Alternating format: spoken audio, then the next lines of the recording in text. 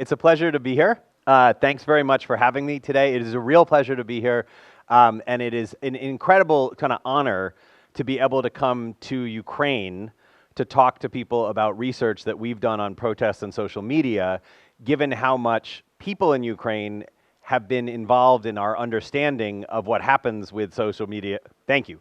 How much people in Ukraine have been involved with our understanding of what's happened with social media and protests due to the events on Euromaidan. So thank you very much for having me here today. I look forward very much to hearing your comments after the talk. What I'm going to do today, so anyway, the talk today is going to be about social media and protest. This is the Gezi Park penguin with the fist salute, which is one of my favorite things I've seen on Twitter. We're going to talk about social media and protest. And here's what I'm going to do over the course of this talk. I'm also going to try and speak slower for the translator.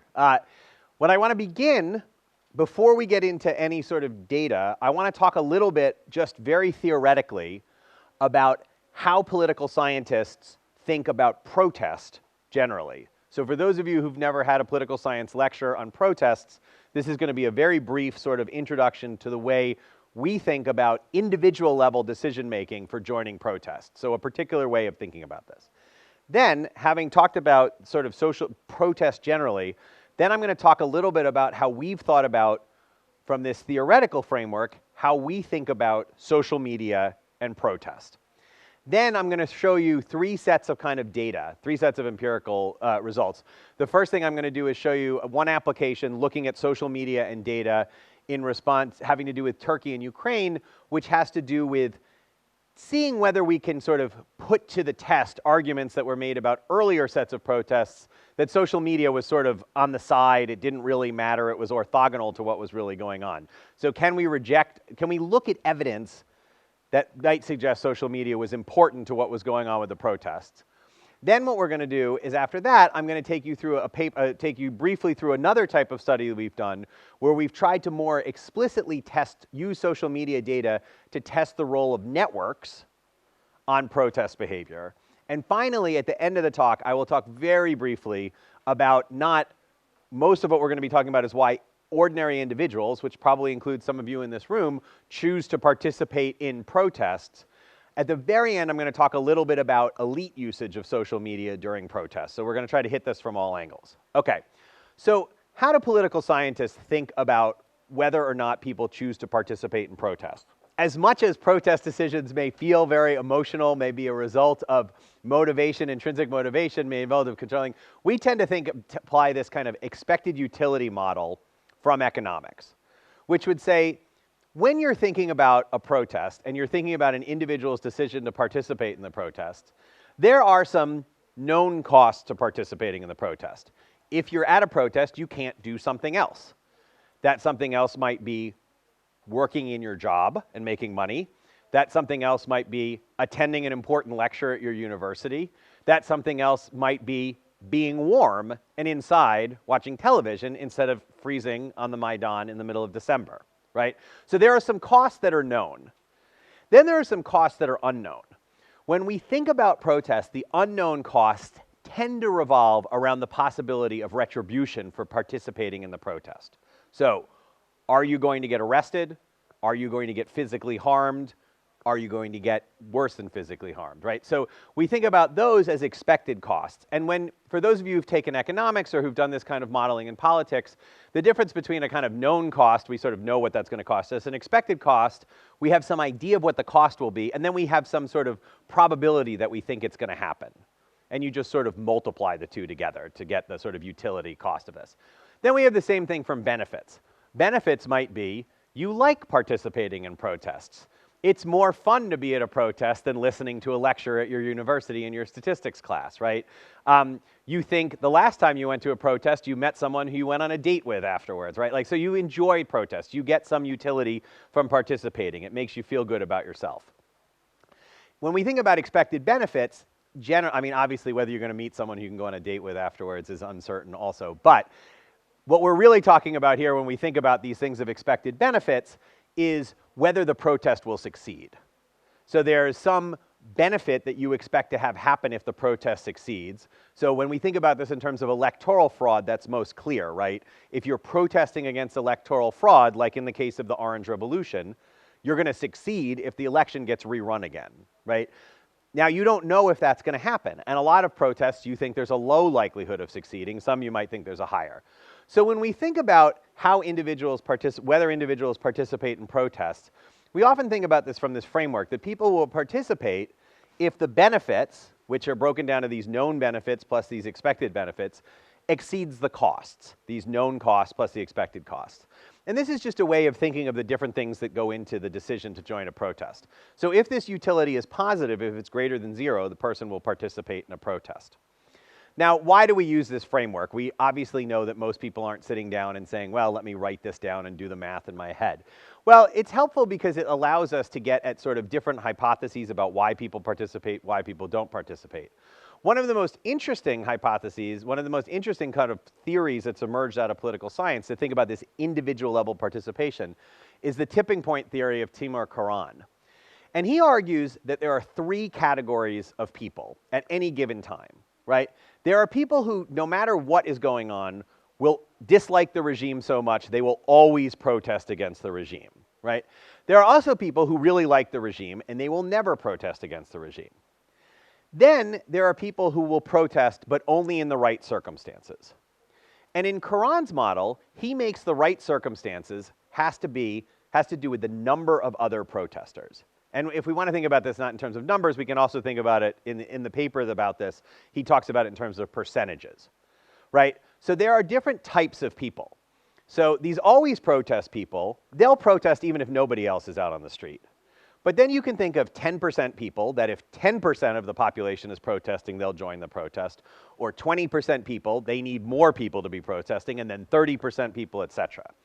So the idea is that with these different thresholds for different types of people, the benefits of protesting will exceed the costs. And you might think that actually as these percentages gets higher, it's because they think the protest is more likely to succeed. You might also think from the cost standpoint, the more people who are out on the streets, the less likely you are to individually get punished, right? If there's 3 people in a protest and the police come to arrest the protesters, you're getting arrested. If there's 300,000, you're probably not, right? So this was the sort of Karan's idea. Now, why am I sharing this with you? Because what's interesting about this is that it has some very, very interesting implications for how we think about protest, right? So the decision to protest is a function of where you are on this threshold.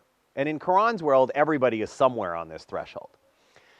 If the thresholds are static, if nobody's changing their threshold, there's an equilibrium and a certain number of people are out on the streets protesting regularly and nobody else is. And that could be 0, that could be a few people. However, what Karan argues is that people can occasionally switch from this 20% threshold to this 10% threshold.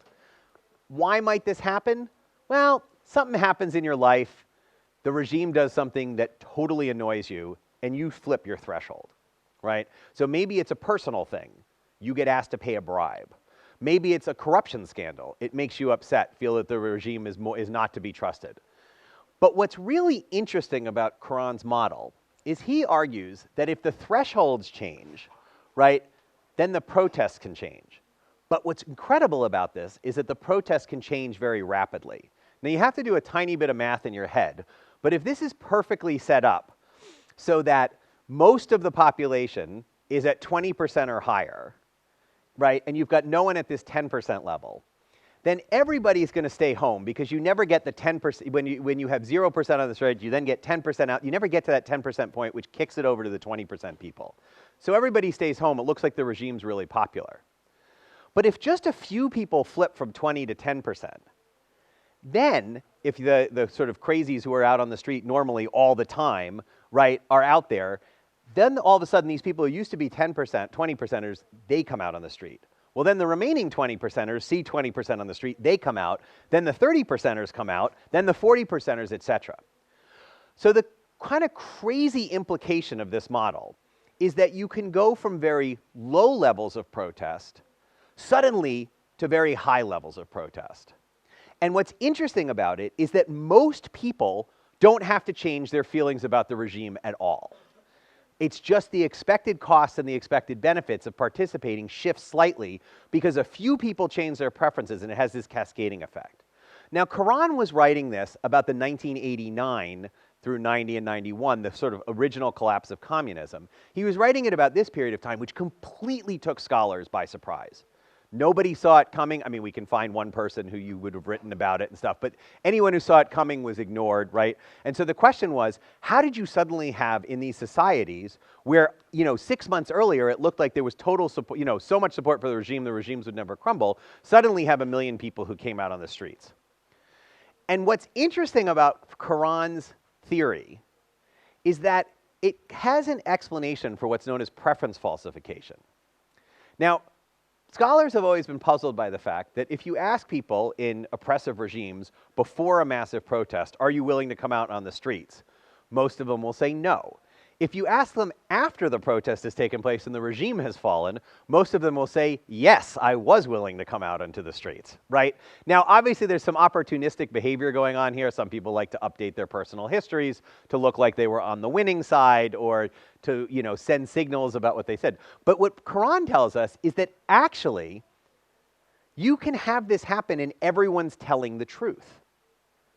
Because when there's not 10% of the people out on the street, all these 20, 30, 40, 50% type people are actually not willing to come out to see the regime. But when the 10%ers showed up, and then you ask them afterwards, were you willing to come out on the streets? Of course they were willing to come out on the streets, conditional on the 10%ers showing up. So it leads to it has this very interesting way of kind of thinking about protest. So this is just kind of an introduction to how political scientists think about protests. So we think about it in terms of these expected benefits, expected costs. You can do really interesting things with models when you start thinking about expected benefits and expected costs. So, to just kind of illustrate the Karan thing, this was the Occupy Wall Street, and many of you may recognize elements of this with Euromaidan, right? When Occupy Wall Street started off, the first day there were 1,000 people out on the street, right? So we're thinking that, on the first day it came out, these were the people who had the lowest threshold. But then, a couple weeks later, you get 5,000 people out on the street. So that might have been people who were then encouraged by the 1,000, they decided to come out. Then we've got 10 to 20,000, right? And then it fizzled out after that. And so from Karan's perspective, what this would kind of be saying is that, look, there were enough people lined up that when these first people took to the streets, it had a bit of a cascading effect. But then there weren't more people who were willing to protest when it got to the 10 and 20,000 level. Euromaidan, obviously you saw more and more people coming out of the streets, and in particular in the Orange Revolution as well. Okay, so just one other piece of way this is applied. So in looking and watching what was going on, what happened with the Orange Revolution and other similar colored revolutions, I wrote a piece about, again, from this political science perspective, highlighting the particular way that electoral fraud could lead to protest.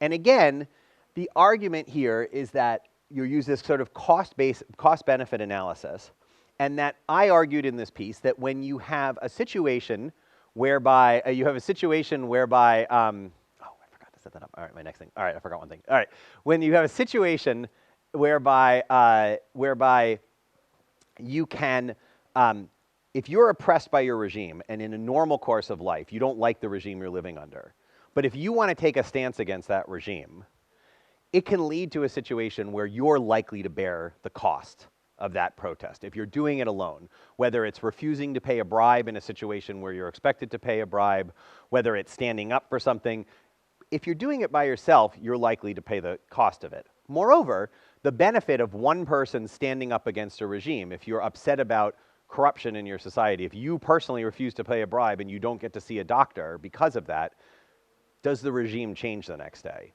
And all I argued in this piece was that when you have electoral fraud, what's interesting about that is that's a grievance that's simultaneously visited on a large portion of the population, right? So when you're being asked to pay a bribe by a traffic police cop, right, it's you at that moment. But when it's electoral fraud, lots and lots of people are affected by that at the same time. So when you're trying to weigh this expected cost, if you know that there are other people who have grievances against the regime because of the electoral fraud, and they're likely to come out and protest as well, then that will lower your estimation of the potential costs of protesting. Similarly, with something like electoral fraud, if you win the protest when it's been an election that you think was fraudulent, if you're able to win that protest, you actually change who's in power. So even if you think the likelihood of the protest succeeding is small, the benefit from when it did succeed would be enormous, and then if there's a slow likelihood, you get higher utility from it. So this was an argument, again, another set of arguments about using this kind of cost-benefit framework, to be able to do this. We also developed this into sort of a dynamic model. And the assumptions in this dynamic model about protesting, taking this sort of similar framework, is that we were looking at the possibility of whether people who came out on the streets and protested in something like the Orange Revolution were likely to keep coming out on the streets and protesting if after the revolution you get bad leaders, right? And we were arguing in this paper, it was sort of a formal model of protest, that when you are in a sort of one particular regime, you can think that the regime is responsible for the type of leader you have. So if you have a non-democratic regime and you have a leader that you don't like, you can think that either that's because you have lots of leaders who are of bad quality in your country, or you can think that as long as it's this type of regime, you might actually have a country with lots of potential good leaders, and maybe the regime itself is blocking the good leaders from chosen, or maybe you just had a situation where you got a bad draw. You picked a leader and it wasn't a particularly good leader. And if you overthrow that leader, you get to have another draw from this distribution. And what we argue in this paper is that if you then draw again a bad leader, people are simultaneously updating not just on that first equation that I showed you about the benefits of protesting versus the costs of protesting, but they're also updating on what the likely replacement leader is going to look like. And the more often you draw a bad leader, the more you begin to believe that maybe you're living in a world where you're in a distribution of bad leaders, where there's lots of bad leaders out there. And it wasn't just that the first leader you had was particularly bad, it was that subsequent leaders you had, is that picking subsequent leaders, they're going to be bad also, right? So if you think of a world where there's you could be in a world where there's high quality leaders or there's a world of bad quality leaders, and you're simultaneously trying to learn what world you're living in, also while making that decision about whether the costs of protesting are worth going out and doing it. And we wrote this in the aftermath of the Orange Revolution, in periods of time where you were seeing orange forces fighting with each other, struggling with each other, and you would also saw cries from people like Tymoshenko to get more people out onto the streets, and then it didn't happen, right? And so the question was, in the aftermath, there was a lot of sort of positive glowing press in the aftermath of many times where you've had people power revolutions, and it was a story about like, having thrown one leader out of power, does that mean that people have been really empowered and will take to the streets to contain other leaders? Or is it possible it can be this kind of one-shot deal? And so we were trying to think through. But again, what I'm showing you right now, by the way, then Euromaidan happened, and lots of people in Ukraine came out in the streets. But it's an interesting question about like why that happened and what the situation was, and we'll get into that in a minute. But the cool thing is I have a video I can show about this model, but I'm not set up to do it. So maybe at the very end I'll see if I can come back to this and we can set up to do this. I meant to tell these guys about it. It's my fault. Anyway, this is just sort of a walk through ways political scientists think about protest, and the different things you can get when you start thinking about the benefits of protesting versus the costs of protesting, and the different kind of leverage you can get on stories about why people choose to participate in protest. So this is a big sort of wind up for those of you who haven't taken political science courses. So we can now get to the sort of meat of the talk, which is thinking about social media, right? And how does social media change the protest environment? And we've argued in our work that you want to think about sort of the effect of social media on the protest decision. There's sort of three main ways that social media can matter. One thing that social media can do is it can provide information about the protests. Now, remember, when we're talking about costs and benefits of potentially protesting, one of the costs that people have to bear to participate in a protest is to find out, is there a protest taking place? If so, where's the protest taking place? When is it taking place? If we think about other types of costs that you might face during a protest, are there police troops coming in? Are they beating people up? Are they shooting at people, right? The speed at which information is able to flow through social media may significantly change that equation, right? It may make the costs lower to participate because you now know you are likely to be able to get information in real time about what's happening on blocks next to you, on streets next to you. So one thing that social media does that we think may be relevant for protesting is it can provide information to people. And in particular, it does two things with information.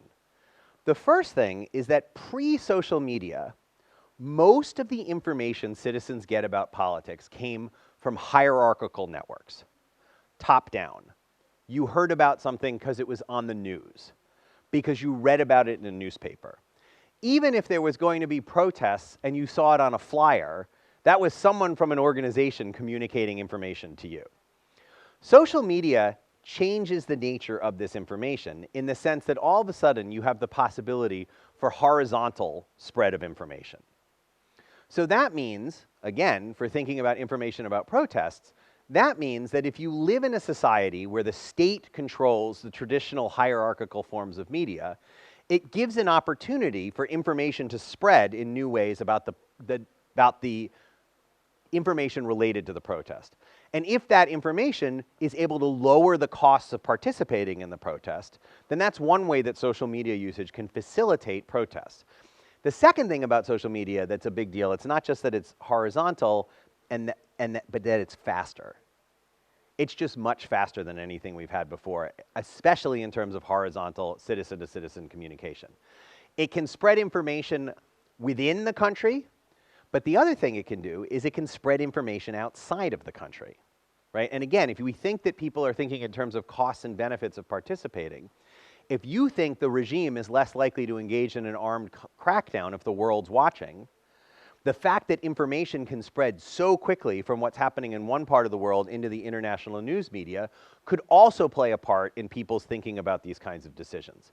And one of the interesting things we'll find is that even during protests taking place in Turkey, taking place in Ukraine, people are tweeting about them in English. What is one of the reasons? And this is one of the things I want to hear from you, for people who were participating or people who knew people who participated, right? Why tweet in English in the middle of a protest? Well, we would argue that part of what this is doing, because of this new form of information flow, this is a way to make sure that people outside the country notice what's going on, which can then feed into these perceptions of these perceived benefits, expected benefits, and costs. The other thing, second thing social media can do is it provides a space for organization. And this is just fascinatingly interesting, because prior spaces for organization of protests largely had to be physical. You had to get together with other people to protest. And in certain regimes, it's actually dangerous to get a bunch of people who want to have a protest against the regime. But also, if you just think about harnessing human power to do this, if you have lots of people who are supportive of a protest but are spread out geographically, having a common Facebook page where you can plan these things allows people to coordinate with one another with much, much lower costs than it used to be, even if what it used to be was you had to come to a meeting somewhere to discuss this. Now, we'll come back to this in a minute, in 1 second, because some people have argued that this social media-infused protests actually can suffer for precisely the same reason that this is a benefit, that you don't have to put as much upfront costs to building organization. And then I think that's an open question, and again, something where experiences in Ukraine seem to have weighed in an interesting way. But organization can facilitate this virtual space for organizing your protest. Again, this can greatly reduce the cost of organization. It can also make people's perceived costs of participating in a protest lower if they can see during this organization process that there's lots of people participating in it. It can also make the expected benefits higher if you think that lots of people, that this is popular already before you have to do this. The other thing from an organizational standpoint is that you can have real-time organization updates, right?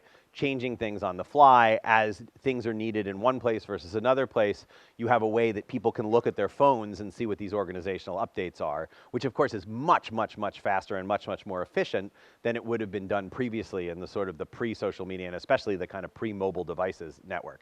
era. And I know that SMS was enormously important during the Orange Revolution, so some of this stuff is about change, larger change over time. Some of it is about, you know, the sort of network nation of it. And this is the final thing that we think is crucial, which is that going back to this question of hierarchical versus horizontal spread of information, when you get information, about a protest, previously, if you were going to find out about a protest on the news, or you find out about a protest because you see a flyer that it's going to take place, right?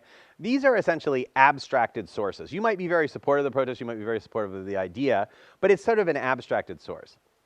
When you turn to social media, especially if you are doing identified forms of social media, but even to a certain extent anonymized forms of social media, but let's take Facebook for an example. When you are communicating with people on Facebook about planned political action, about something that involves a cost-benefit analysis, a decision on your part of whether to participate, when you find out about that information through Facebook, you're finding out about it in a network that you've already, prior to this event, chosen to join, right? You made friends on Facebook for whatever reason it is that you make friends on Facebook. It might be because they're your family, it might be because they're your friends from when you were growing up, it might be because they're people who share your political convictions. But nevertheless, prior to the moment where the protest arises, you have these networks on Facebook. On Twitter, you make decisions about who you want to follow, right? And even if it's something that's much more anonymized, like a Reddit type forum, you still perhaps have chosen beforehand that this is a forum that you like, that there are commentators in there, that you appreciate what they're saying.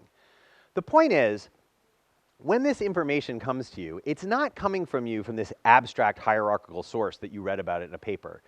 It's coming to you from your friend from high school. Or it's coming to you from someone you met once at school and you became friends with on Facebook. Or it's coming to you from someone who, for whatever reason, you thought were important enough to follow on Twitter, right? Or someone who you've been on a sort of similar page with on VKontakte. You know, whatever it is. But the information you're getting is, in a sense, it's pre-vetted a little bit. Right? It's not just abstract, it's from someone you know, a relationship you already established. Moreover, some of these social networks, in particular Twitter and Facebook and VKontakte, have this other form of pre-vetting, right? You can see if lots of other people like it. And remember, we go back to these questions of costs and benefits to Karan's threshold model.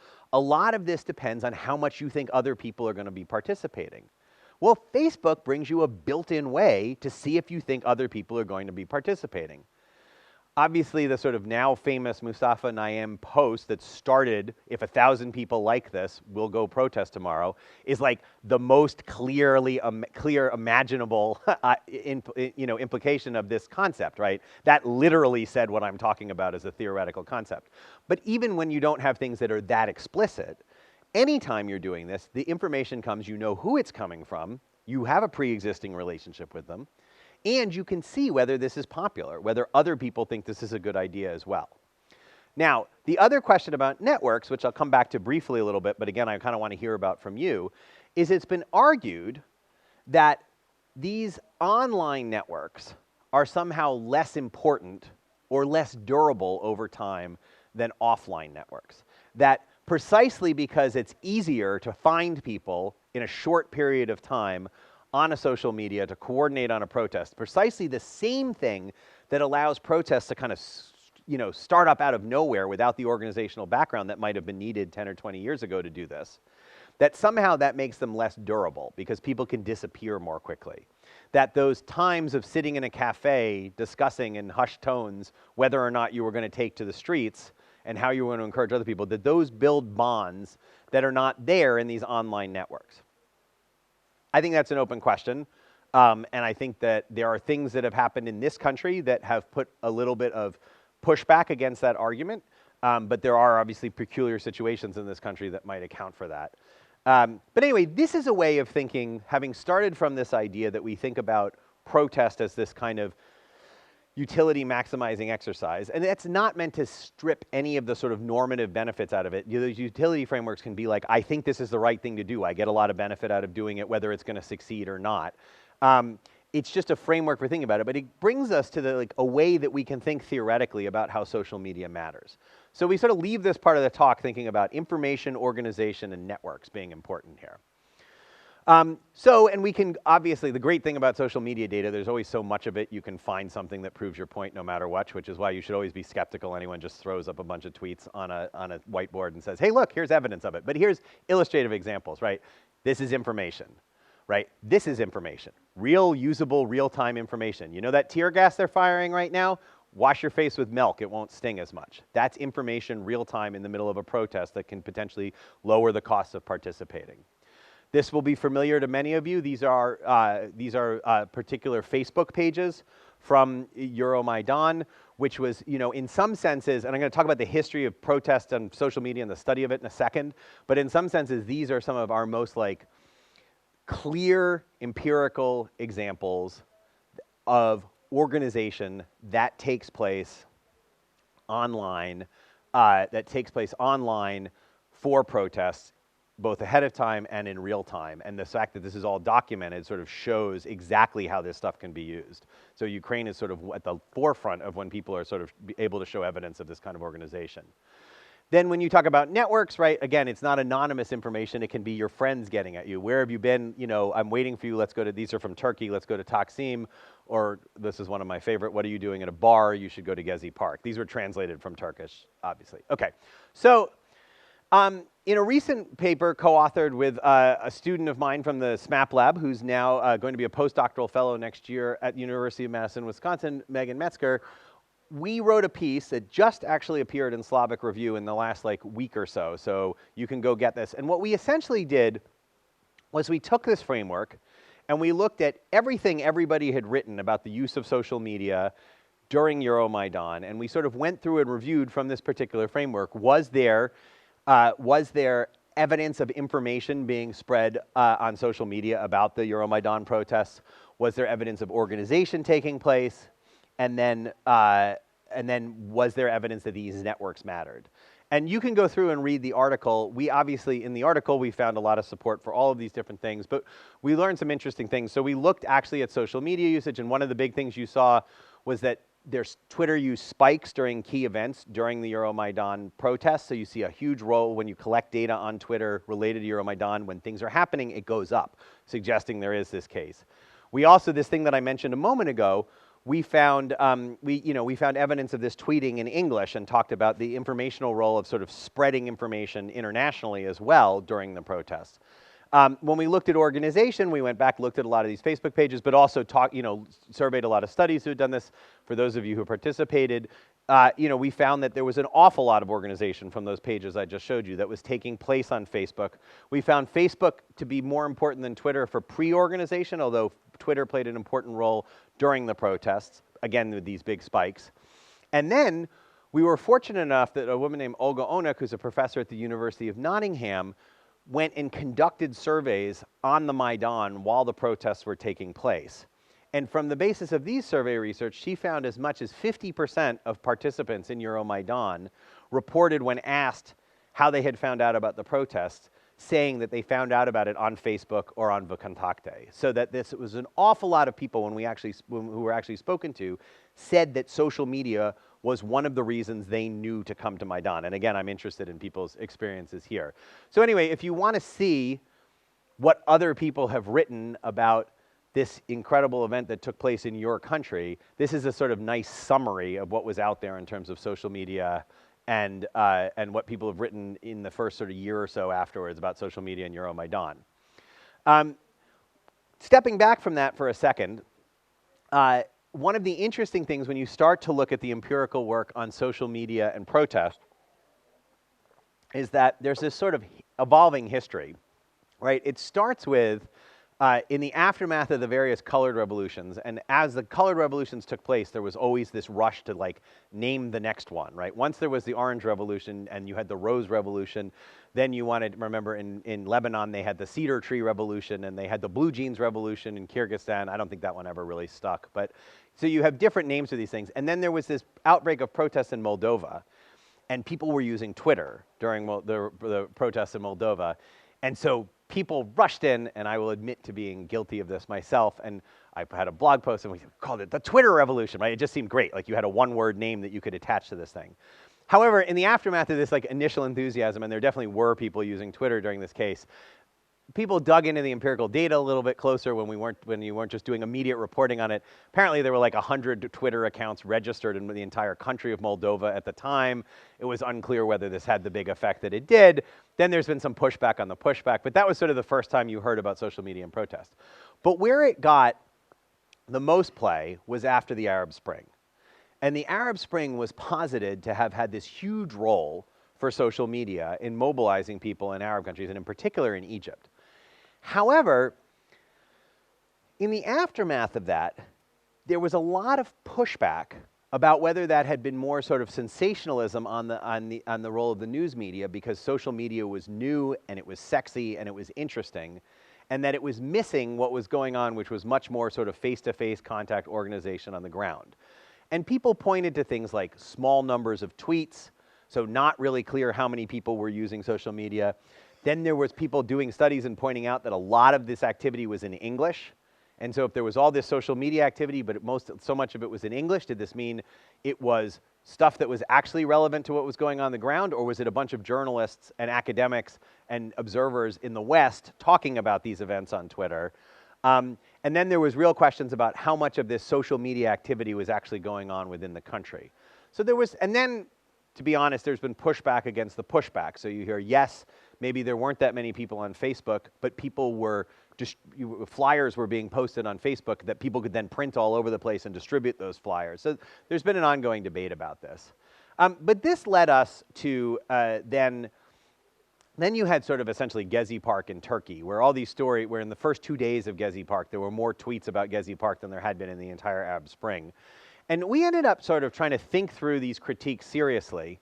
And it's a real puzzling question, right? How do you actually measure whether social media mattered in a protest? And so it's really hard to get at this, like to know whether it matters or not. So what we tried to do is say, let's go the opposite way.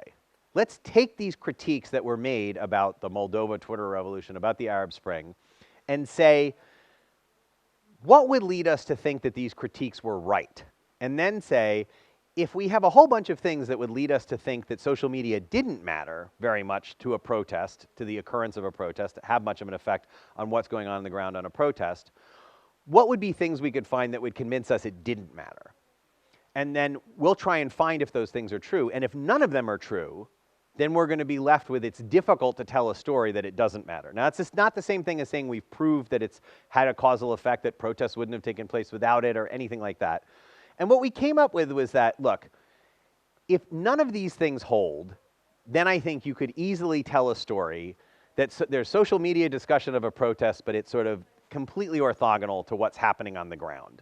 It's just a discussion that's going on online. Maybe it's just people following it. And the things that we came up with is that, right, if social media didn't contain any information about the protests, if social media didn't track with offline events, if you saw spikes in social media, not when something happened on the ground, but when CNN ran a story about it. If social media usage didn't take place largely within the country, if most of the discussion about a protest is taking place on social media outside of the country, that might suggest. Although, of course, there are important parts about having protests in one part of the world being discussed elsewhere. The other thing was social media usage, language. And finally was these kind of surveys, if we could find them. Would surveys report when people were asked, how did you find out about the protest? What led to you being here? If they didn't say anything about social media, if they all just said, I found out about it on TV. So taken together, we thought like this was a sort of comprehensive list that if none of these things held, then we could say, you know what, the critics are probably right. Social media is probably happening as a way of talking about protests, but not really related to the protests themselves. So we wrote this piece in a new book on this kind of big data analysis in social science and in political science in particular, and we looked at both our data from Euromaidan and our data from Gezi Park. And I'm just going to show you a little bit of this. But this is, for example, Gezi Park, and what we've done in these dotted lines is we've identified sort of important moments in the Gezi Park protest. And on the x-axis here is the number of tweets that were in our collection that were related to Gezi Park. And these are, by the way, these are just like huge numbers, like 2.5 million, 3 million, 3,500,000. They dwarf the number of tweets that we see on a daily basis in Ukraine. But the main takeaway from this point, from this chart, is that we can actually see, and we collected all this data in real time as the protests were taking place, that at key moments in Gezi Park, Twitter usage spikes, right? So this is not consistent with it having nothing to do with the protest. This is very consistent with events on the ground driving large increases in the use of Twitter data. With much smaller numbers, we see similar things in Ukraine, right? Where we see where the anti-protest law is pushed, it goes up when the first fatalities, and I'm very sorry to be bringing up for those of you who this has affected personally as part of an academic discussion, but there's a spike here. But then what we do find is that when we have this day of violence, the February 18th date, there's a huge spike in Twitter usage. And then when Yanukovych flees, there's a huge spike as well. So again, and here's, vacation when it's quieter over the holidays. So again, not as much Twitter usage, but there does seem to be tracking offline events.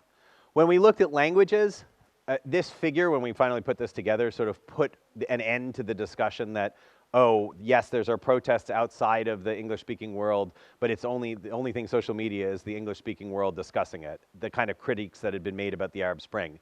The dark part of these bars here are the tweets in Turkish. So in the Gezi Park protests, these were overwhelmingly Turkish. And I could show you a map as well where we could geolocate tweets. They're overwhelmingly within Turkey. So very, very different story than was the argument people made about the Arab Spring. I put the wrong graph in. All right, my apology. Okay, that's the wrong graph. Anyway, I can show you a similar graph about Euromaidan. Same thing. Overwhelming majority of tweets are in Ukrainian and Russian. There are portions of tweets in English, but they're not nearly what people were talking about for the Arab Spring. Sorry. Okay. All right. The final other thing we did was we went in and looked at a lot of this kind of Facebook data from these Facebook pages we were showing. And clearly, again, these are Facebook pages that are named Doctors of the Maidan, that are named car rides to get to the Maidan, right?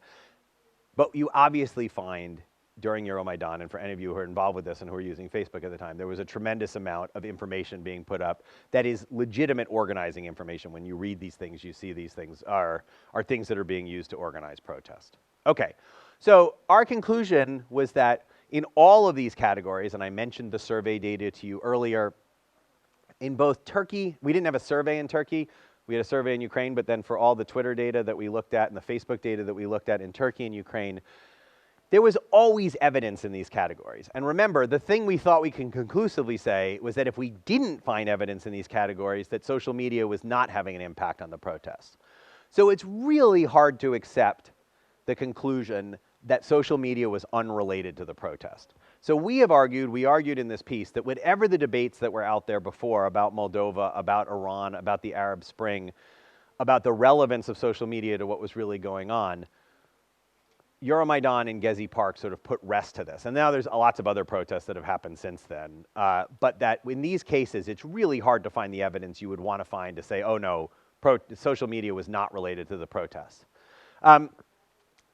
It's not the same thing as showing an effect, but it rejects a lot of the criticisms that people made that the role of social media in the Arab Spring and in Moldova in particular may have been overstated. Still, nothing I've shown you here is statistical analysis. I'm just showing you a lot of different pictures, a lot of different data. I'm showing you some percentages and things like that.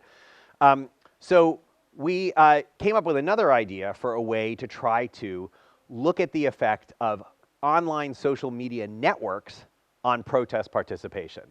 And for this, we turned to the Charlie Hebdo protests in Paris after the tragic shooting that took place at the Charlie Hebdo news magazine. If you recall, a couple million people end up showing up in Place de la République. And having studied this before in Gezi Park and in Euromaidan, in this particular case, we were collecting all the data, and this protest was announced a few days ahead of time. We were collecting all the data with people who were tweeting with the hashtag #JeSuisCharlie. Now, for those of you who may or may not be familiar with the nature of social media data, some Twitter data comes with what's called a geotag on it.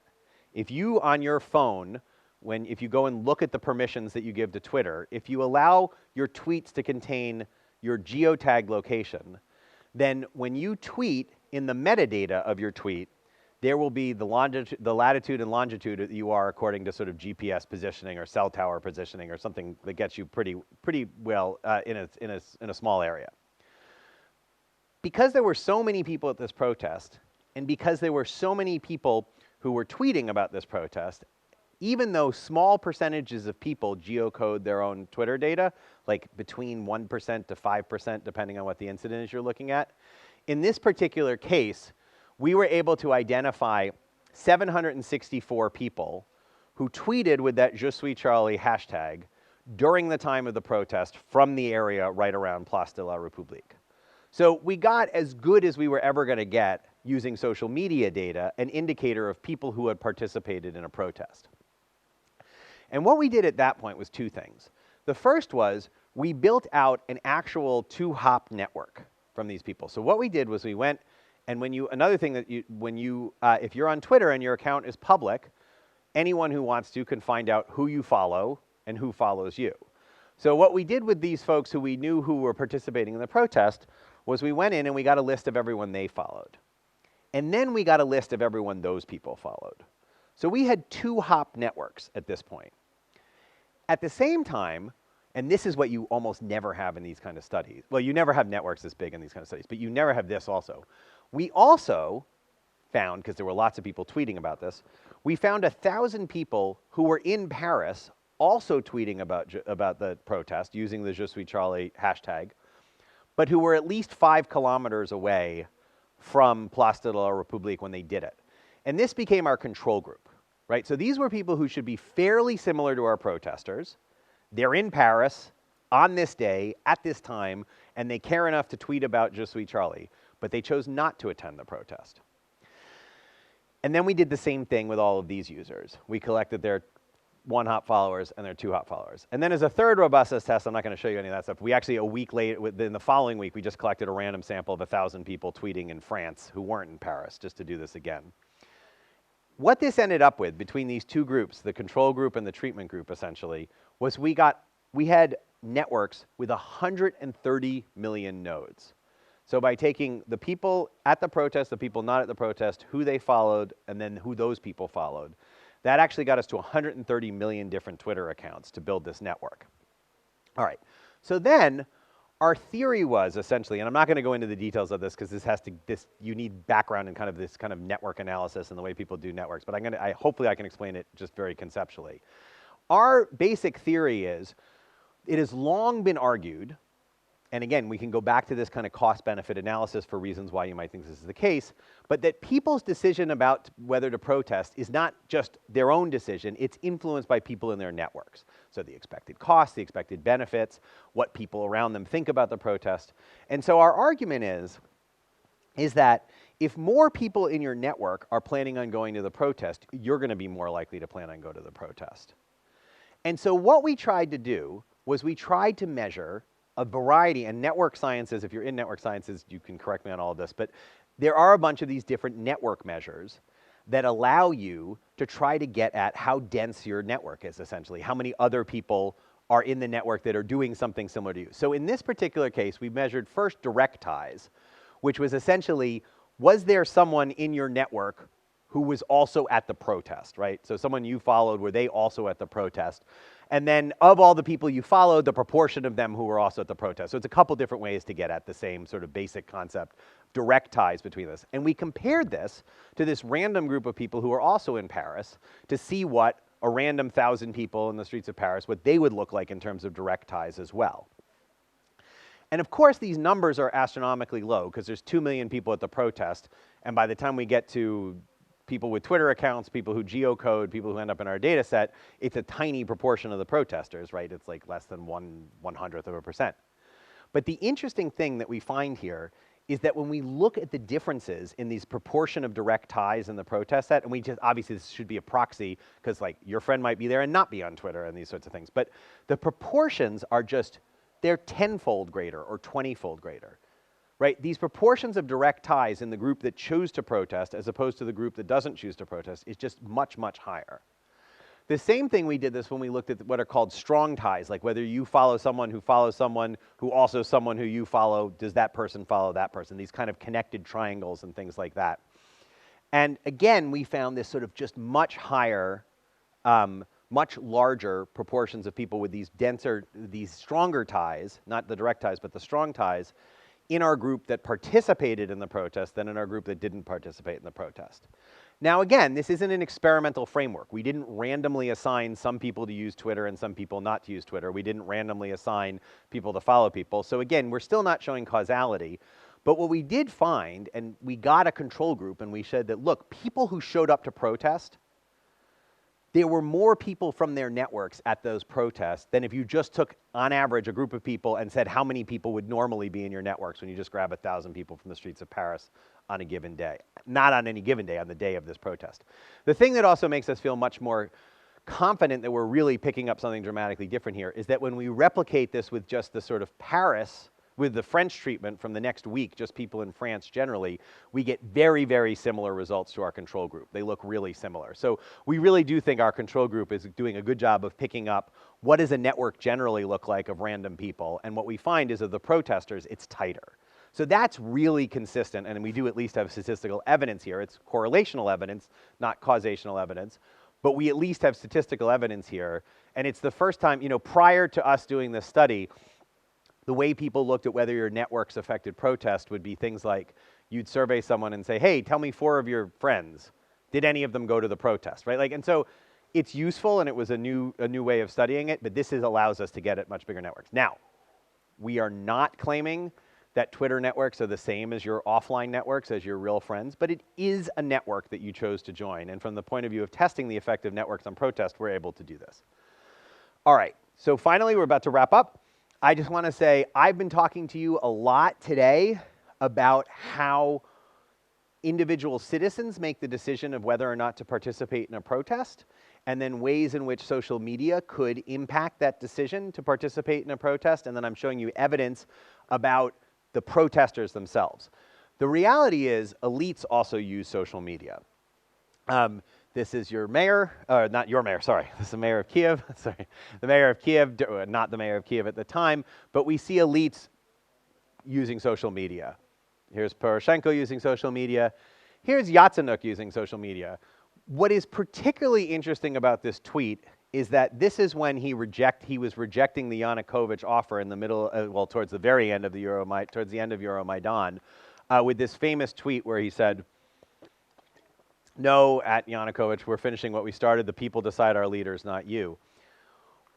To the best of our knowledge, this is the first time high-stakes negotiations in any situation was ever carried out over Twitter. Given the president of my country, I'm doubting it's going to be the last time that this happens, but it was the first time that we ever saw something like this happen. What's also interesting about this, which loops back to something I talked about earlier, is that Yatsenyuk tweeted this in English, right? Klitschko didn't use English, right? Yatsenyuk used English. Is that because Yatsenyuk doesn't speak Ukrainian, he only speaks English? No. On Twitter, sometimes Yatsenyuk is tweeting in other language, in Ukrainian, and sometimes he's tweeting in English. Why would he tweet in English? This is such a sort of important moment. Why make this tweet here in English? Well, what happens when Yatsenyuk tweets this in English is that word for word it shows up in the New York Times. The major paper of record, well, I write in the Washington Post, one of 2 major papers of record in the United States, right? But word for word, right? He didn't have to have a press conference. He didn't have to take questions. He didn't have to communicate with reporters. He just said what he wanted to on Twitter, and it gets printed in the New York Times, which is read by, you know, millions of people around the world at the height of interest in this crisis. So elites learn that you can use social media as well. So just very briefly to show you the result of one more study we did, this has to do with the periods of protest in Venezuela in 2014, which is obviously, we're back to Venezuela protests in Venezuela again right now, and we're collecting data on that as we speak. And actually, Onuk, who collected the survey data in Ukraine, is trying to get funds to collect survey data in Venezuela. So there may be comparative data between Venezuela and Ukraine in the future. But this is just to give you kind of a sense of A, what elites do with social media, but B, what scholars, what students, what people who want to study this can do with social media, and things we could study that we could never have studied before. We wanted to test a theory that during periods of protest, opposition elites try to focus people in on the protest, and government elites try to flood the zone with lots of information to distract people from the protest. What this chart does is that on the x-axis here is the days of this protest. This is the sort of main period of the protest here. On the x-axis is by days.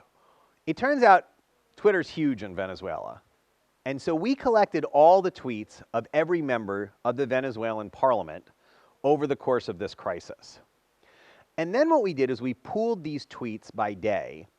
And we did this thing we created, we created a document of all the words that were used by all the opposition tweets on every day, opposition members of parliament on every day, and the pro-government members of parliament every day. And we ran these topic models on them. And these are called unsupervised topic models, where you essentially use machine learning to go to the data and say, look, we're going to tell you how many topics we want to model. And that's, so we said we'll pick 100 topics. On any given day, tell us how much the opposition is talking about 100 topics, each of these 100 topics, and how much the government is talking about each of these 100 topics. The machines figure out what the topics are, and they figure out which words go together, and they do this in a way algorithmically to minimize error in the data. But you end up with, for every day, a measure of how much of the text provided by opposition deputies is spread across these different topics, and how much the text provided by the government deputies is spread across these different topics. Then what we did is use this measure called the Shannon entropy measure, which is a measure from computer science that says when you have lots of different topics and you have different things spread across those topics, how much are they spread across different topics, or how much are they concentrated? The higher the Shannon entropy number, the more they're spread across lots of different topics. The lower the Shannon entropy number, the less they're spread across lots of different topics. And what we found, and it's not perfect in the sense it doesn't actually track the first date, but once the protests get going for a few days, what you see is that the government elites start talking about more topics, and the opposition deputies really start talking about fewer topics. Now, there's other things in this paper. We looked at hashtag usage and length and a bunch of other things that go along with this. But it does show us two things. One, it suggests that, in line with this theory about kind of flooding the zone with information, that elites are behaving strategically through their use of social media during protest situations. But it also suggests that, it also shows us that as scholars, as students, as people who are interested in this, we actually have new and incredibly interesting ways to try to see what sorts of things elites are doing in political communication that would have been almost practically impossible, certainly impossible before we developed these kind of tools to analyze text in this way. But previously, how would you have ever known what all the elites were trying to do in Venezuela, all the opposition elites and all the pro-government deputies were trying to do in Venezuela over the course of this protest? You probably would have looked at the leader of the opposition, you would have looked at Maduro, you would have looked at a few other key people, you might have read a whole bunch of speeches by them. But this way, we can systematically take this to the data, right, with kind of falsifiable hypotheses. All right, so some concluding thoughts about social media and protest. We've gone from a period of time where there was a big debate about whether social media actually mattered for protest to a world where, we're practically in a world right now where it's hard to imagine, with some minor exceptions potentially, maybe involving pensioners, but it's really hard to imagine that you have any mass protest movement at all of any significance now that doesn't have a social media component to it. Right? The same way you're thinking about where are we going to protest, when are we going to protest, someone's saying what's the hashtag going to be, right? And can we seed the hashtag ahead of time? Is it a good hashtag, right? This is part of protest now. It is, if you watch reports on protests, people are using, now the question is whether it's skipped beyond text and now it's more about Instagram and video and Snapchat and things like that. That's a whole other question. But protest without social media is almost unimaginable. With that being said, there are many pathways by which existing frameworks that we have for understanding theories about why people participate, there are a lot of pathways for thinking about ways in which social media would have an impact on people's decision to take place in protests. We've suggested here that a useful way to think about this is the information provided by social media, the space it provides for organization, and the networks, the fact that it flows through networks, and the networks it creates. There's growing evidence of correlation. I've showed you a bunch of evidence here that suggests what's going on social media is indeed correlated with what's going on in protests online, showing that social media is what happens on social media is increasingly consequential for protests. Hard work to be done still to show causation. But that social media as data, thinking about the data that's left behind when people tweet about protests, when they post pictures of it, when there are the contact day pages that are devoted to protests and people post on them during protests, actually provides exciting opportunities for for scholars who are interested in understanding phenomenon of protest and understanding the relationship between social media and protest to study. The final thing I want to say, I have probably taken more time than I should have taken anyway to talk here. I'm up to an hour at this point, but I haven't even scratched on what is also an incredibly important topic here, which is that everything I've been telling you about social media and protests, we've focused on from the perspective of the protester, with the very small example at the very end when we talked about these Venezuelan incumbent governing elites. But of course, the same way that we as scholars have learned about the impact of social media on protest, so too have regimes who may or may not want to have protests take place, want to have protests glorified, want to have protests succeed. So over the same period of time that the influence of social media on protest may be increasing, we certainly have a situation where regimes likely went from thinking social media was something that was not important to thinking social media was something important. And we haven't even touched on the capacity, for example, of social media to be used by regimes to monitor who participated in protest, to sow disinformation about protests, to find individual protesters. So there's a whole other piece of this story which I haven't talked about here, but is an integral part of the relationship between social media and protest. So with that, I want to just very briefly thank the lead authors on the papers that I showed you data from here. This is Megan Metzger. She was the lead author on the Turkey and Ukraine research that I showed you. She's a PhD student who's actually about to get her defend her dissertation on Thursday, so should be finishing it while I'm here, and will be a postdoctoral fellow at the University of Wisconsin-Madison. The lead author on the Charlie Hebdo piece is Professor Jen Larson from the NYU Department of Politics, and then on the Venezuela work is Kevin Munger, who's also a PhD student in the Department of Politics. But all this research is facilitated by the incredible NYU Social Media and Participation Lab, where we have four faculty co-PIs in the corners of the picture, grad students, professional data scientists who are working for us. So this kind of research takes it's hard, and it takes a lot of different interdisciplinary skill sets to pull it off and put it together. And I'm really grateful to be working with a great group of young scholars. So thank you very much for your time, and I look forward to your comments and your questions. Thank you, Professor. Maybe we have questions? Hi, my name is Sophia. I actually work at the Institute of Leadership and Management. And I have two comments, not questions. Maybe they will lead to questions. First one, you've said that at the very beginning of Maidan, there were comments, there were tweets in English. And I'm guessing it's because the people who were like over there who knew that something was coming, and what was coming was very big, and the only influence that could sort of solve this problem was only from the outside, where the English speakers were.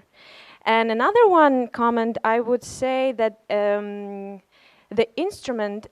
prior the Maidan, the lack of trust to media was huge.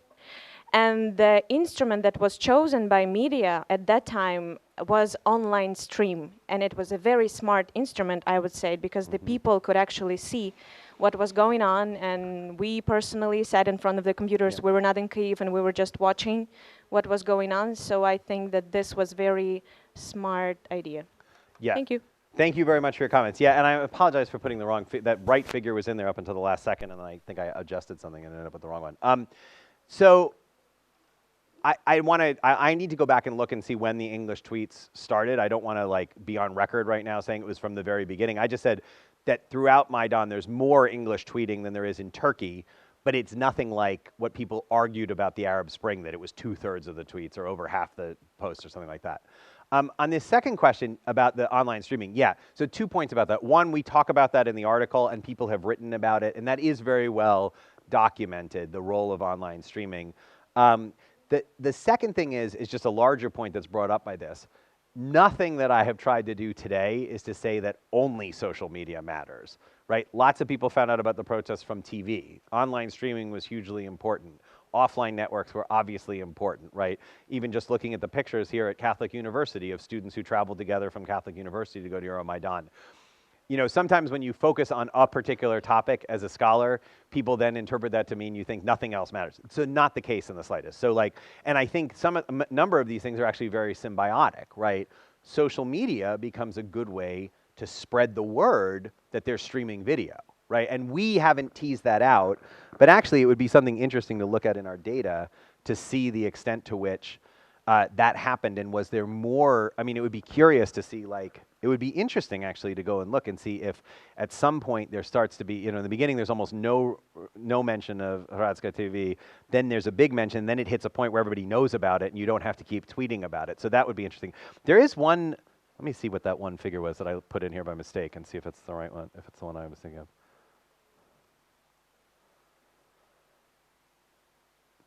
No. All right, that's not what I was hoping it was. I went too far. Okay. Okay. The one thing we did find that was interesting along the lines of what I was just saying about, like, were people being introduced to Hradskaya TV, Hradsky TV through through social media. We did find that the number of new Twitter accounts in Ukraine in our collection went up. The daily number of new Twitter accounts went up as the protests continued, right? So what that really suggests to us is that we, you can have a baseline of what, however, Twitter was not as popular in Ukraine as it was in Turkey, as it is in Venezuela, but to the extent that these number of new accounts was increasing throughout the time of the protests, about people who then, you only get into our collection if you then subsequently tweeted about the protests, but we had a lot of new accounts that were created over this time. That's another one of the pieces of metadata in there. And so that suggests that there were people who were getting on Twitter in order to learn about what was going on in the protests. Now, it would be interesting to dive deeper into that and figure out, was that people who were in the United States who suddenly figured out this was a good way to follow what was going on, or was this people were the people who were, in Lviv and trying to figure out what was going on in Kiev, or was it people actually who were going to the protests suddenly figuring out that this was another valuable tool of communication? My name is Alexei. I also have a comment as a continuation for the previous comment.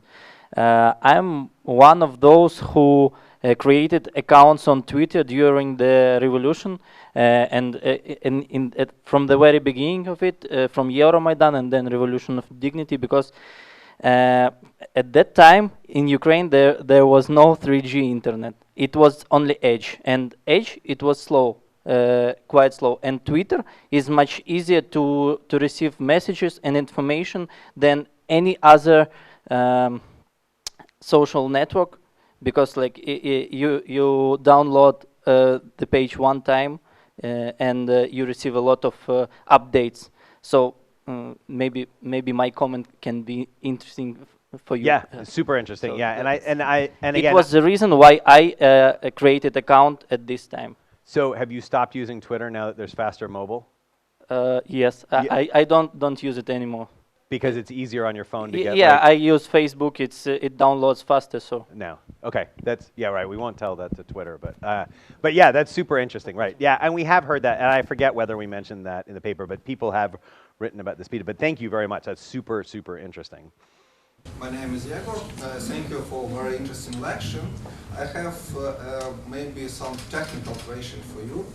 How you collected data from Twitter? Why I am asking, because at the same time we did the same review about role of Twitter in last Ukrainian protest and received a quite different result. They were published in quite nice journal, and I believe that's because we have different approach to collect Twitter data. So what results what did you find? We resolved that Twitter was mainly instrument to simulate activity of protesters than some real instrument for organization or showing some crowds. Yeah, I mean, so to be very clear, we have not, I don't think we've demonstrated causally that Twitter was. And actually what I mentioned here was that in terms of actual organization, there seemed to be much more of that taking place on Facebook than on Twitter. So it may not, I don't want to have claimed that we've demonstrated conclusively proof of this. Theoretically, these are ways that we think it could matter. When I said in the part of the discussion where I was talking about that we found evidence in support of this, the organizational evidence for online, I was referring to these Facebook pages and the activity that took place on the Facebook pages. The way we collected our data was we used the streaming API, and we had a set of keywords related to the protests, and we kept the collection running throughout the course of the protests. What keywords, if you remember? Euromaidan in English, Euromaidan in Ukrainian. I don't remember what the other ones were. And then you went through yeah, no, I haven't shown any evidence that said systematically at all what proportion of these tweets were used for organization. And in fact, in the paper that I mentioned, we talked specifically about the fact that the conclusion, and maybe we cite your paper, that the conclusion of researchers who've looked at that is that much more organization was going on Facebook than on Twitter. So I haven't claimed that at all. And in fact, in the other article, when we were going through these comparing Turkey and Ukraine in terms of organization, again, we were referring to what was happening on Facebook. Yeah, so I don't think there's any conflict. Although afterwards, if you can come up and tell me your paper, I'd love to see it. My name is Dan, and I would like to comment Alexei comments. So, do you have any researchers about African countries? Because they don't have so good connection. I mean, network, internet. Internet is very expensive. People don't have any cell phones. So, which alternatives they have? Maybe you have any researchers? Yeah, I mean, so the short answer to that is I haven't studied it, so I don't want to comment on it. The larger answer is I think you raise a good point, which is when we want to talk about how the world may have changed because of social media and its impact on various forms of political activity, protest included, but not limited to just protest, I think we need to be very careful to understand that context varies across countries. And that in certain countries, you know, Facebook and Twitter, very rarely used in China, for example, one of the largest countries in the world. There are other platforms that are in place in China. And that even when you look at things in one country at one point in time, a year later it may look different, right? A year ago we were talking about the demise of Facebook among younger people because of Snapchat or because of Instagram. Then Facebook bought Instagram, right? Like, and now people aren't talking about that as much. So, you know, these things are fast moving and they change. And I think that it's an excellent point that you would never want to say that because something is happening in one part of the world that it's taking place in another part of the world. And we haven't in our lab looked at any social media collections from Africa. So maybe my statement about not having protests without any social media is overstated. On the other hand, I think there actually is an awful lot of cell phone and mobile usage in Africa, and there's actually some kind of incredibly interesting studies being done using cell phone data from Africa. So I would be, and again, going back to the point about Twitter being very easy to load, and I know people in Facebook have worked on this, in particular with an eye towards Africa, of how to be able to load things onto a phone much more efficiently when you have slower connections and you have, you know, more costly data. So I don't really know enough to comment one way or the other. Thank you. Hi, my name is Nastya. I'm from School of Journalism, UKO, and I'm also from Donetsk. And I'd like to continue on these comments and to give a little bit another perspective. Why I am and my pro-Ukrainian, as we say, friends started to be on a Twitter, on Facebook, is to escape another more popular social network, VKontakte. Right. So, and we started then, when the protest became more radical, we started to delete our pro-Ukrainian comments, not to harm like people, like my family, my friends, like being afraid to express our what we think. And in Twitter, you have less social connections. You have less friends from like past before Maidan live. And in Twitter, you can form new connections and you can express yourself more freely, as well as in a Facebook. So that's my comment. Thank you. Yeah, I mean, I think that first of all, just thanks. It's very interesting. And again, this goes back to the previous comment about the differences across platforms, across context, right? There are certainly countries where Facebook is the more pro-Western platform and Vkontakte is the less pro-Western platform. And I think when you go to do this research, you need to be aware of that when you're doing that. But and when you said you began to delete comments, was that from Vkontakte or from Twitter as well? That was Vkontakte. I had lots of like school friends. They were pro-Russian, and I just was afraid of my people. Right. Thank you. My name is Olga Lvova. I'm a founder of Think Tanks Initiative that research and monitor Ukrainian think tanks. Thank you, first of all, so much for a really interesting presentation. And I have a few comments and maybe one question. The first comment will be that we research how think tanks, Ukrainian think tanks, use social media. And it were really interesting results that, for example, among 100 think tanks, most of them have a Facebook page. Majority of them has English website, but only, for example, 20 think tanks has Twitter page. And it explains a lot. First of all, that this social media is not popular in Ukraine, not only in Ukraine, if you compare European countries. The second reason is that we lack English content. We have Ukrainian and Russian content. If you take, for example, media, we have only Euromaidan and Kyiv Post magazines that produced English analysts. We have a lot of English news that translated, but deep analysis we really lack in Ukraine, and it's also a problem. You also mentioned in your presentation that Klitschko, for example, used only Ukrainian, but he probably can use in English and German language, and Yatsenyuk, actually it's not only Yatsenyuk but Poroshenko also know really well English, and they use this language because this is language of the world. And for now it's really a problem for Ukrainian society. Use not only Twitter as language, as social media, but also use English content.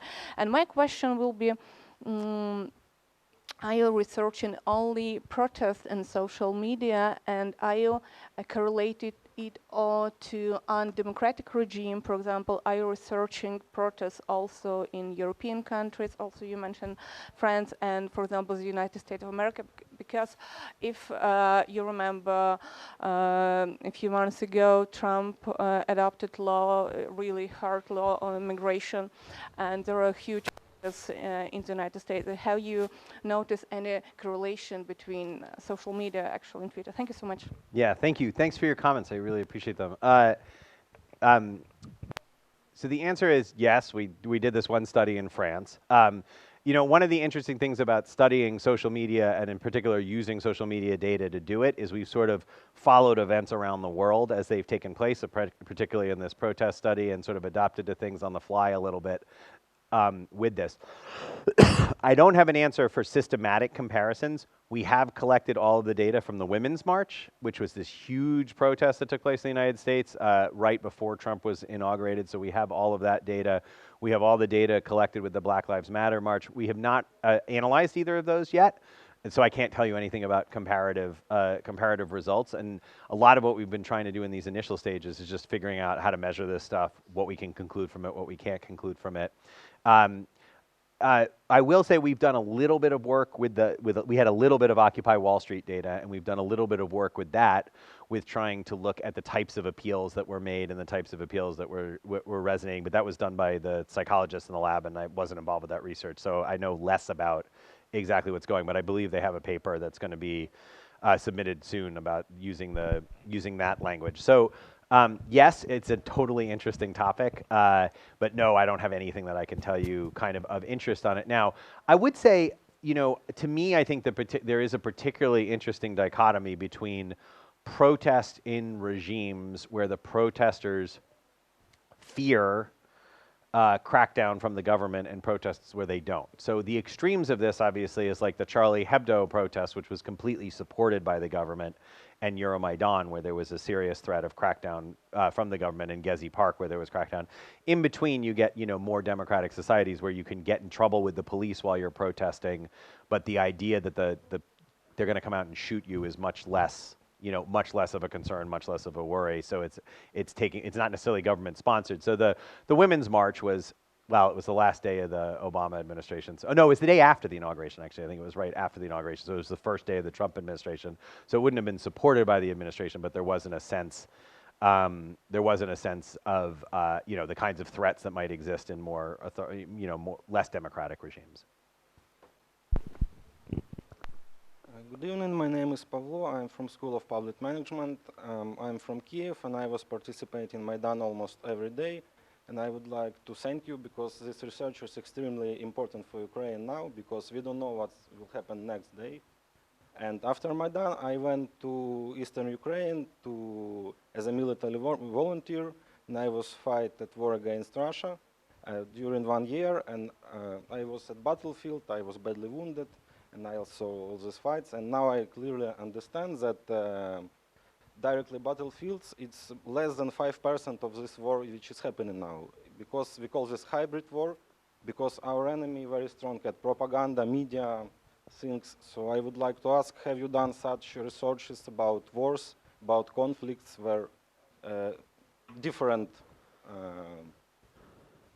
things happen in media part? Well, so thank you very much for your comments. Thanks for taking the time to come out today and share this with me. I have a question I'd like to ask you as well, which is one of the things that we have seen in one of the questions, which I didn't get into in the talk because there was sort of so much to do in the talk, but this question about the durability of networks. One of the things that we saw that happened, there's been these critiques leveled against social network-fueled protests, that they're very ephemeral and then the organization disappears. But my understanding is that some of these networks that were used to aid the protests in Maidan, some of these Facebook groups that were established, have also been utilized to provide support for troops fighting, to provide food, to provide equipment. Were you aware of this occurring?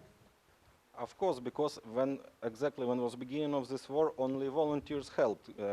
Country, Ukraine, militaries didn't help at all because they had nothing. Because for 20 years, Ukraine army was destroying, stealing and so on. And social media made a very big part of it. And people communicating, cooperating, and went like volunteers to provide anything that was need for soldiers. It was very important. Thank you. Thanks. I appreciate that. It's very interesting to hear that. That's what we had seen. We had seen some evidence of this ourselves, but it's really interesting to hear it from someone who is participating in this. But the most interesting part was that when I was standing at our base and my parents called me and asked, "Oh, it's such a hardcore things happening now. How are you?" And they didn't call me when exactly hardcore things happened. They called only when they saw stories in television that something happened.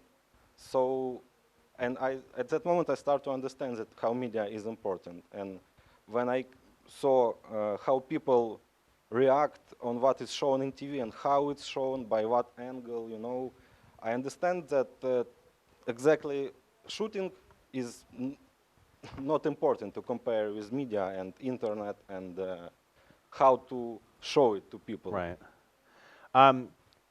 Yes, I think you are right that this is a crucial sort of component of modern struggles, and that there is a lot of conflict that's occurring within the cyber domain, whether it be hacking into candidates' accounts and that you don't want to win elections and publicizing the emails that you find from those candidates, whether it's trying to spin particular ways of stories in the media. What I can tell you, so in our lab, we are phenomenally interested at this point in this question of misinformation and the question of what people learn when they're consuming news via social media and how that affects the way that they consume news and what kind of effects it actually has on how people view politics generally. So we have a lot of different projects going on in that regard.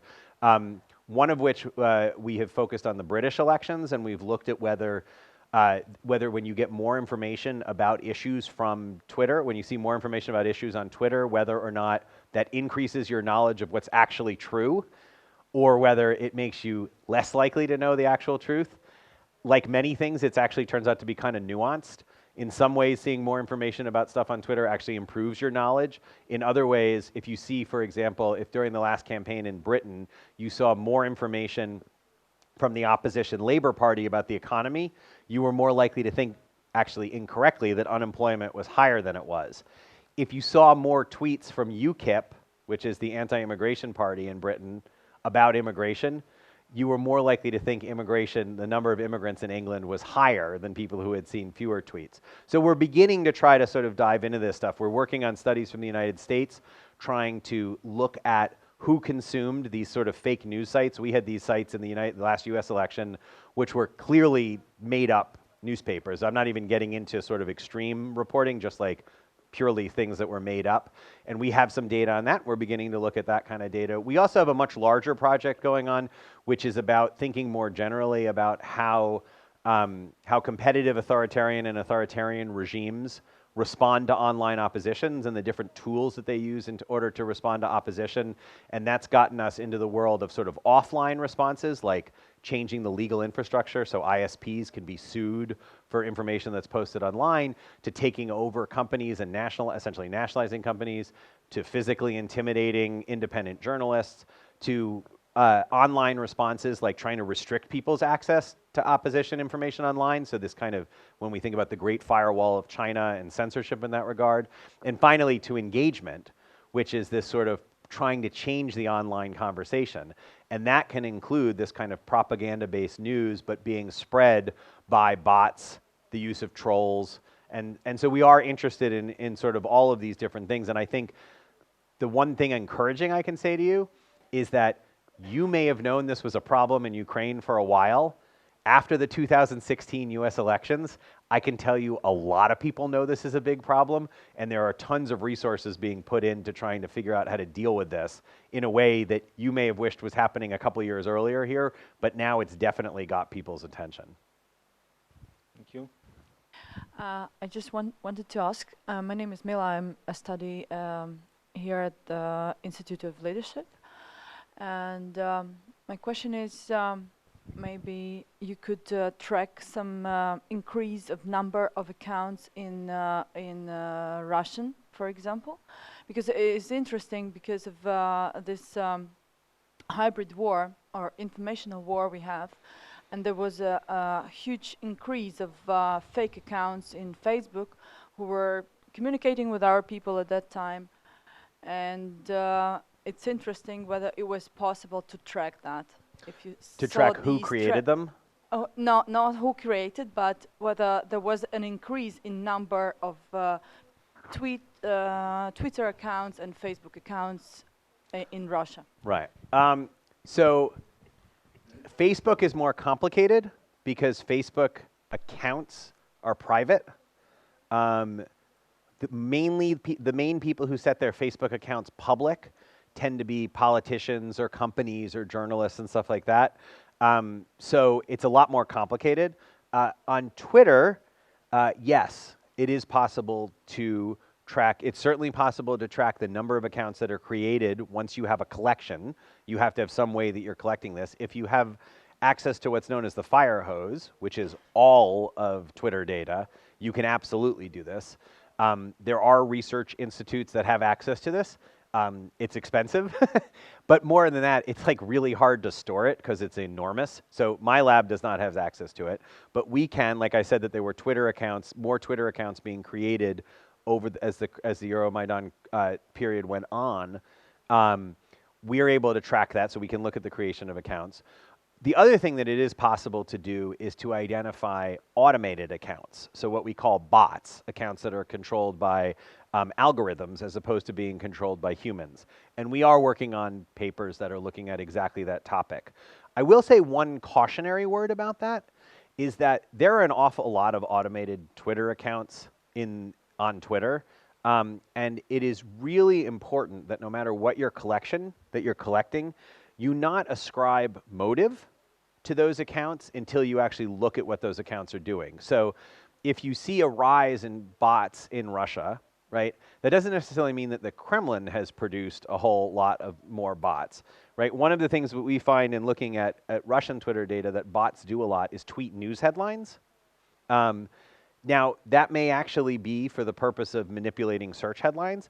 It may also be because newspapers just like to tweet their headlines over and over again. We don't really know why they're doing that. But one thing we have learned is that you have to look at, if you're trying to see, did X actor engage in this type of activity online, just because you can identify that it is a bot, you have to take that second step to say, okay, does it look like the bot is doing the kind of thing we think that this actor would do?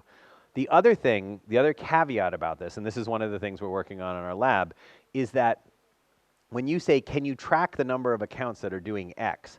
And this is actually a good comment to close on for sort of generally about this world of social media, and it goes back to sort of the last point I made during the talk, is that this is an ongoing cat and mouse game, right?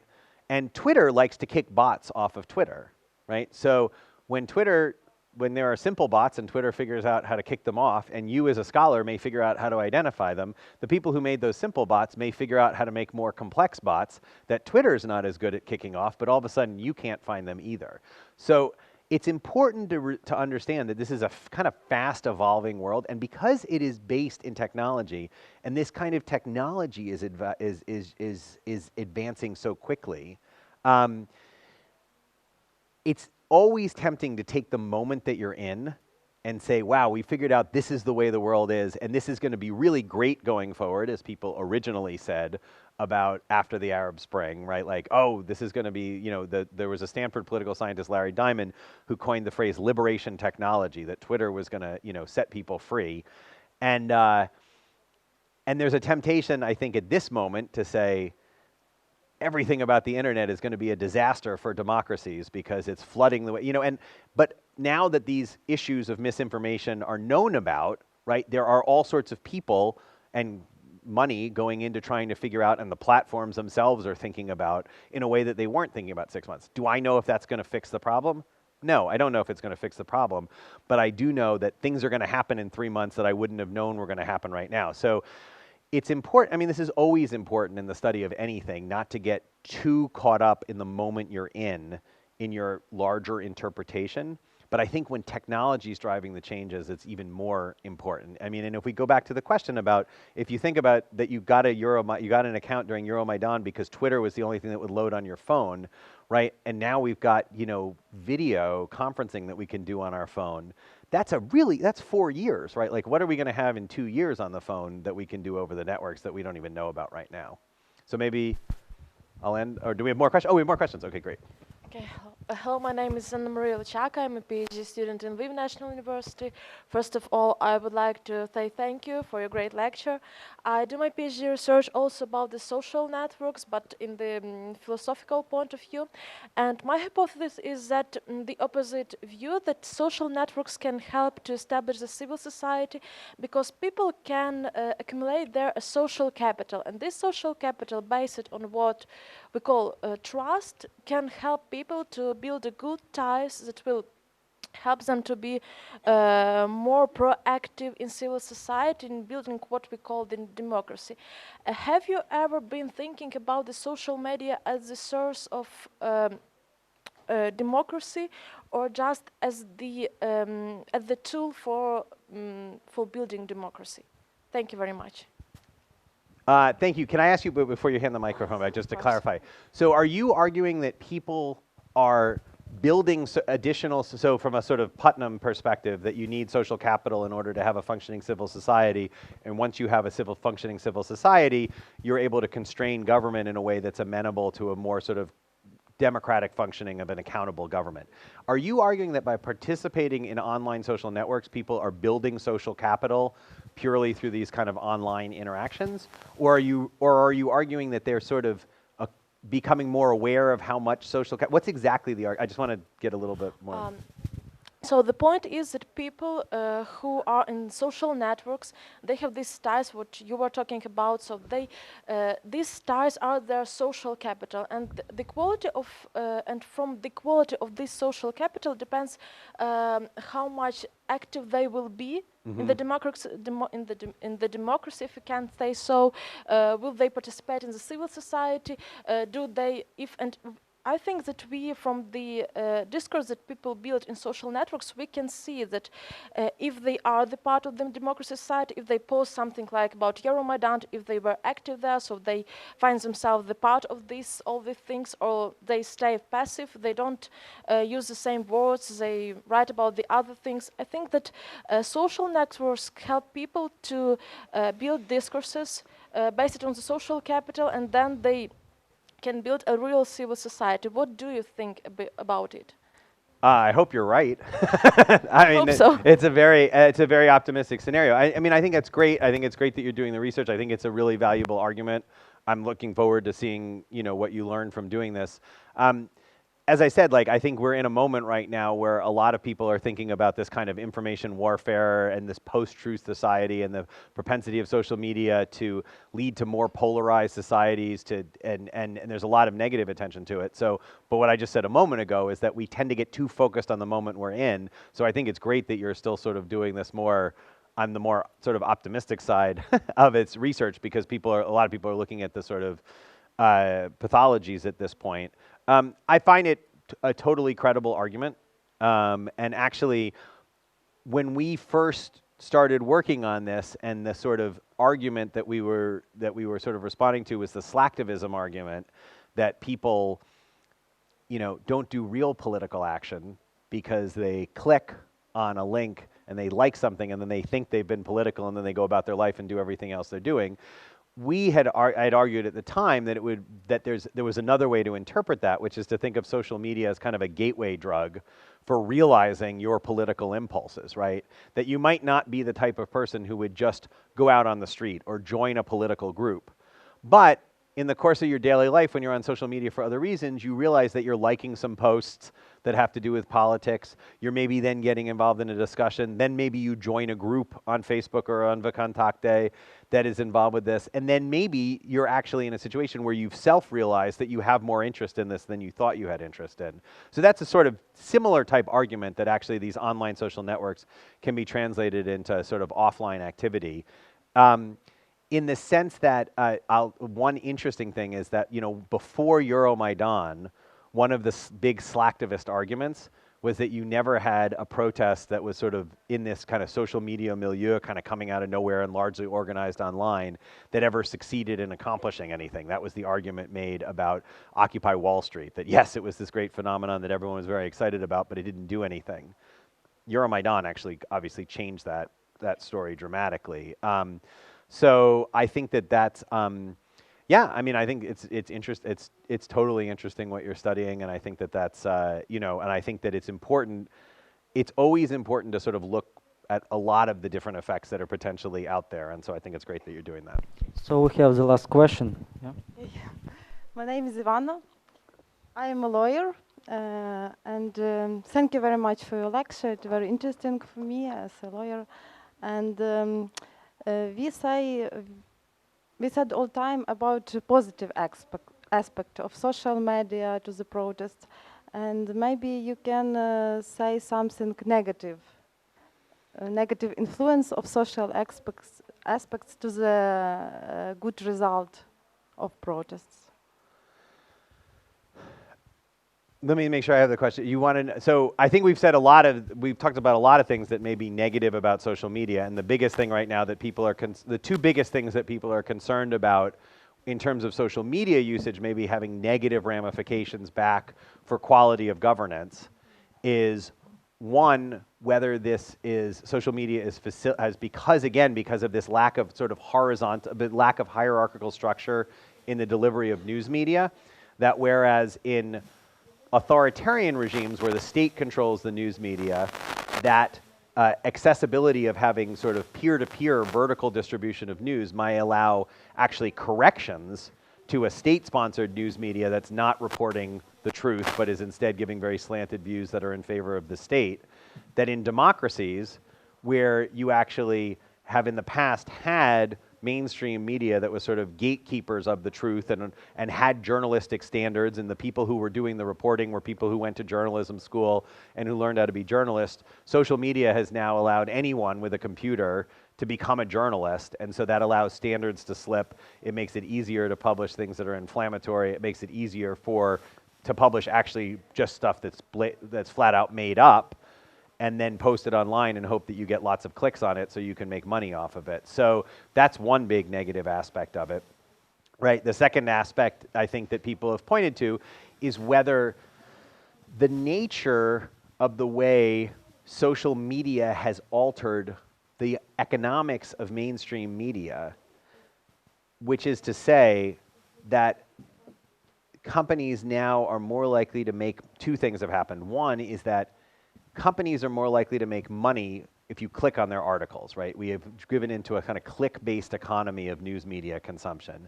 Secondly, on Facebook, anyone can make themselves look like a reputable newspaper or a news source when it renders in your Facebook window by looking like having a headline, having a picture, and having a blurb on it, right? And that the combination of these two things have led to sort of a race for clicks, and that in turn leads to the rise of the kind of clickbait headlines, which may change the way in which people are consuming news. It may change what they're reading in the first place. It may also change what they remember about what they've read after they've read it. And it's been argued, I have a student who's working on a dissertation developing this argument, actually Kevin Munger, the one who had done the Venezuelan stuff, argues that actually is the way that news is being produced now with these clickbait headlines, the types of stories that are being written because of this need for virality, for you to get lots and lots of clicks for your organization to make money. That in turn leads downstream to more what's known as affect polarization, which is this intense dislike of the other opposition political side. So the statistic that people point to in the United States is, I'm not going to get the numbers wrong, but essentially, if you ask people 30 years ago, do you mind if your child marries a Republican if you're a Democrat, or do you mind if your child marries a Democrat if you're a Republican? It was like 3 or 4% said they minded, and now it's like up to like 50%. I mean, it's some huge increase in this, and this is this affect polarization. So those are two very negative things. Do negative things happen as a result of protests that succeed? I'm going to leave that as a whole other topic that I'm not going to touch here. Let me, in closing, again, just say how humbled I am to be giving this talk here. It is an amazing feeling to be able to talk with people who've participated.